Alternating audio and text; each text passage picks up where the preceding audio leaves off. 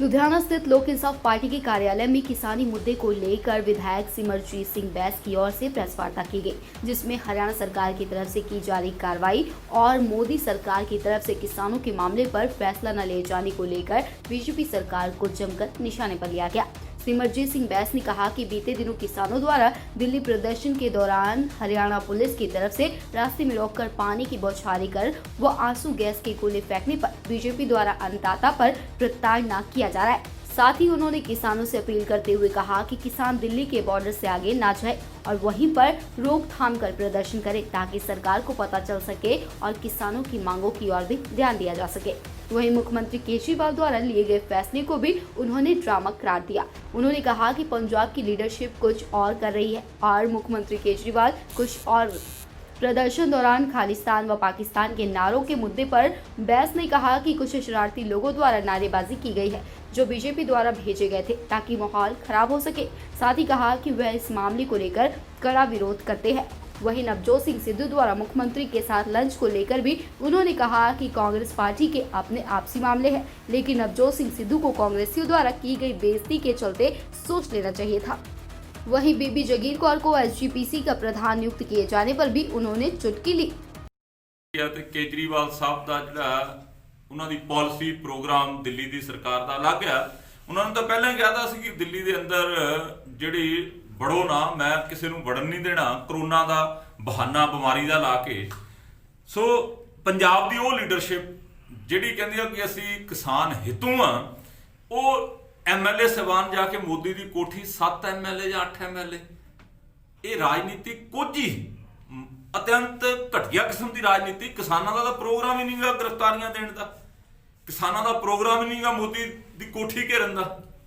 मैनू दस दो जे किसी किसान जथेबंदी ने किसी लीडर को कहा हो भी जाके तुसी दिल्ली 'च गिरफ्तारियां दे दो या मोदी की कोठी घेरन जाते हो, नटंकी ते ड्रामा सिर्फ पोलीटिकल माइलेज अखबारां ते मीडिया दे विच अपनी वीडियो ते फोटो छपाउण वास्ते तुसी तुर पो, किहड़ी किसान जथेबंदी ने कहा? मैं फिर कहूँगा कि जो फैसला किसान जथेबंदियां की सांझी एक्शन कमेटी करूगी, असी उस फैसले अनुसार चलना।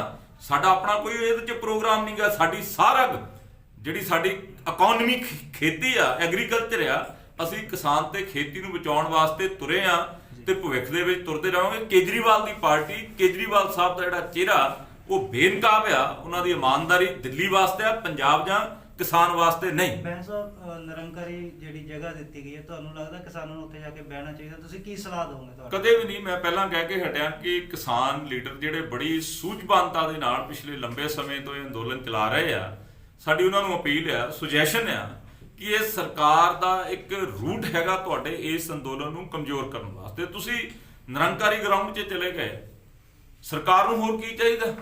सरकार ने टोल प्लाजे भी खाली करा ले, सड़कां भी खाली करा लियां, रेलवे ट्रैक भी खाली करा ले।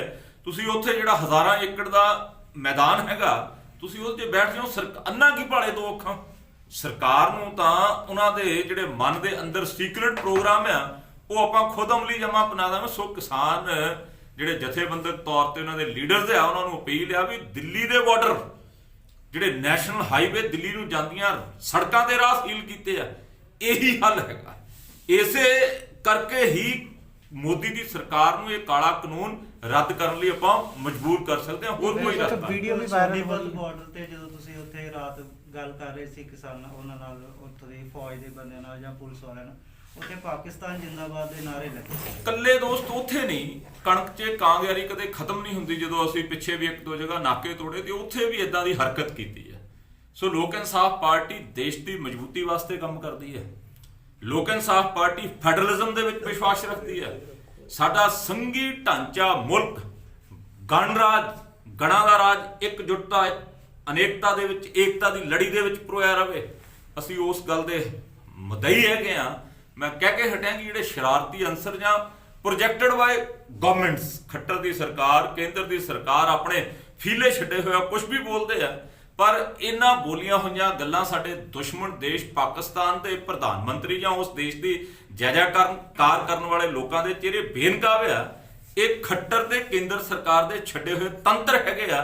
ਇਸ ਤੋਂ ਇਲਾਵਾ ਕੁਝ ਵੀ ਨਹੀਂ। ਤੁਸੀਂ ਉਹਨਾਂ ਨੂੰ ਰੋਕਿਆ ਨਹੀਂ ਜਦੋਂ ਨਾਰੇ ਲਾ ਰਹੇ ਸੀਗੇ, ਤੁਸੀਂ ਉੱਥੇ ਹੀ ਮੌਜੂਦ ਸੀ? ਮੈਂ ਮੀਡੀਆ ਨਾਲ ਗੱਲ ਕਰ ਰਿਹਾ ਸੀ, ਮੈਂ ਤਾਂ ਆਪਣੇ ਦੋਸਤਾਂ ਨੂੰ ਪਹਿਲਾਂ ਕਹਿ ਕੇ ਹਟਿਆ ਵੀ ਇਹ ਜਿਹੜੇ ਲੋਕ ਬਕਵਾਸ ਕਰ ਰਹੇ ਆ ਇਸ ਕਿਸਮ ਦੀ ਘਟੀਆ ਕਿਸਮ ਦੀ ਦੇਸ਼ ਨੂੰ ਤੋੜਨ ਵਾਲੀ ਗੱਲ, ਮੈਂ ਪਹਿਲਾਂ ਇਹ ਗੱਲ ਤੁਹਾਨੂੰ ਨਾਲ ਖੁਲਾਸਾ ਕੀਤਾ ਵੀ ਲੋਕ ਇਨਸਾਫ ਪਾਰਟੀ ਦੇਸ਼ ਦੀ ਏਕਤਾ ਦੀ ਮਦਈ ਆ, ਸੰਘੀ ਢਾਂਚੇ ਦੀ ਮਦਈ ਆ, ਫੈਡਰਲਿਜ਼ਮ ਦੀ ਮਦਈ ਆ। ਦੇਸ਼ ਦੇ ਦੁਸ਼ਮਣ ਲੋਕਾਂ ਦੇ ਜੈਕਾਰ ਕਰਨ ਵਾਲੇ ਜਿਹੜੇ ਉਹ ਸਰਕਾਰੀ ਤੰਤਰ ਸਰਕਾਰਾਂ ਦੇ ਛੱਡੇ ਹੋਏ ਏਜੰਟ ਹੈਗੇ ਆ। ਐਂਡ ਸਮਾਂ ਆਉਣ ਤੇ ਅਸੀਂ ਉਹਨਾਂ ਦੇ ਅੱਗੇ ਤੋਂ ਇਸ ਗੱਲ ਦਾ ਪੂਰਨ ਖਿਆਲ ਉਹਨਾਂ ਦੇ ਚਿਹਰੇ ਵੀ ਬੇਨਕਾਬ ਕਰਦੇ ਆਂਗੇ। ਬੈਂਸ ਸਾਹਿਬ, ਇੱਕ ਬੀਬੀ ਜਗੀਰ ਕੌਰ ਨੂੰ ਪ੍ਰਧਾਨ ਲਗਾਤਾ ਗਿਆ ਜੀਪੀਸੀ। ਦੇਖੋ ਇਹ ਅਕਾਲੀ ਦਲ ਬਾਦਲ ਜੀ ਦੇ ਥੱਲੇ ਸ਼੍ਰੋਮਣੀ ਗੁਰਦੁਆਰਾ ਪ੍ਰਬੰਧਕ ਕਮੇਟੀ ਉਹਨਾਂ ਦੀ ਹੱਥ ਠੋਕਾ ਏਜੰਸੀ, ਘਰ ਦੀ ਏਜੰਸੀ ਬਣੀ ਹੋਈ ਆ। ਕਿਸੇ ਨੂੰ ਲਾ ਦੇਣ, ਕਿਸੇ ਨੂੰ ਲਾ ਲੈਣ, ਲਿਫਾਫੇ ਚੋਂ ਨਿਕਲਿਆ ਹੈ ਜਥੇਦਾਰ ਤੇ ਲਿਫਾਫੇ ਚੋਂ ਨਿਕਲੇ ਹੋਏ ਪ੍ਰਧਾਨ ਲੱਗਣਗੇ ਤੇ ਉਹ ਸਿੱਖ ਕੌਮ ਦਾ ਕੀ ਭਲਾ ਕਰ ਦੇਣਗੇ।